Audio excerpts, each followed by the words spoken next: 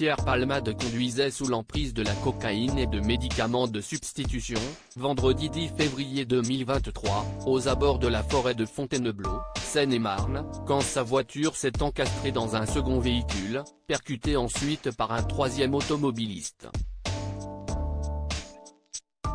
Une bien triste affaire qui a mis en lumière les addictions de longue date du comédien de 55 ans. L'enfer de la drogue, Frédéric Beigbeder l'a aussi connu. L'auteur de L'amour dure 3 ans a consommé de la cocaïne pendant de nombreuses années avant d'arrêter la poudre blanche au milieu des années 2010. Pourtant, il a avoué sur les ondes de France Inter, mercredi 21 juin, qu'il aurait pu être aujourd'hui à la place de l'humoriste, on n'est jamais guéri. Au micro de Sonia De Villers, l'époux du mannequin Lara Misli a cependant nuancé quelque peu ses propos, même si ce qui est arrivé à Palmade est plus, à mon avis, lié à d'autres drogues nouvelles, comme la 3-MNC, dont je parle aussi, mais que je n'ai jamais essayé. Auprès de nos confrères, Frédéric Beigbeder a tenu à rappeler que la rechute serait intimement liée à un effet de groupe.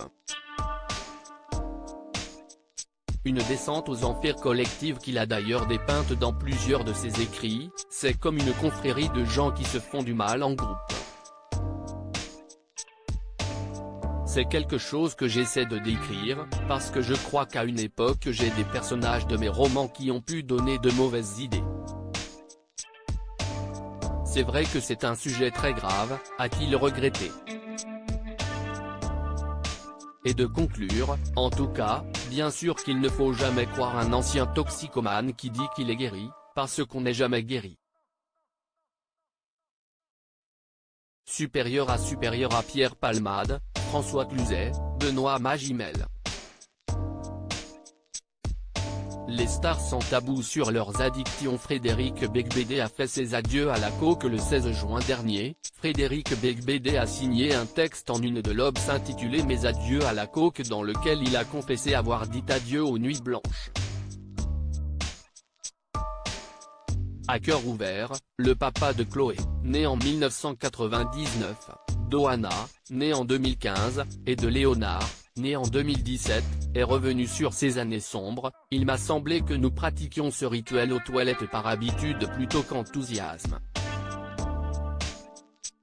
Nous descendions, sans raison, nous pencher sur les rails, pour nous faire du mal sans plus ressentir de bien. La seule chose qui nous excitait encore était de braver l'interdiction. Et l'auteur de donner quelques conseils, bien à lui, à son lectorat. Il existe de meilleurs procédés pour lutter contre l'ennui, le vin de Meursault, les romans, le jardinage. Les 3 occupations les plus healthy sont, le sexe, le sexe, le sexe. Article écrit en collaboration avec 6 Médias Crédit Photo, Coadic Guirec.